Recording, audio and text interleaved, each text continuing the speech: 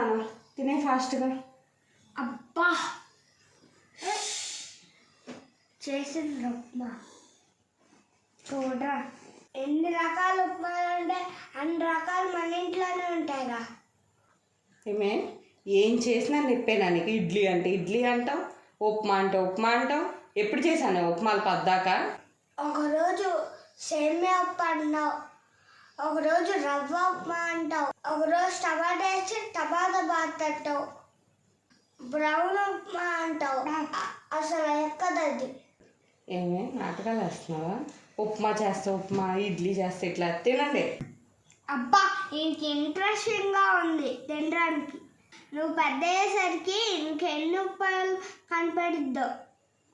అంతేగా అంతేగా. అరే నాకు కూడా నువ్వే తినేరా బుడ్డి, ప్లీజ్ రా బుడ్డి.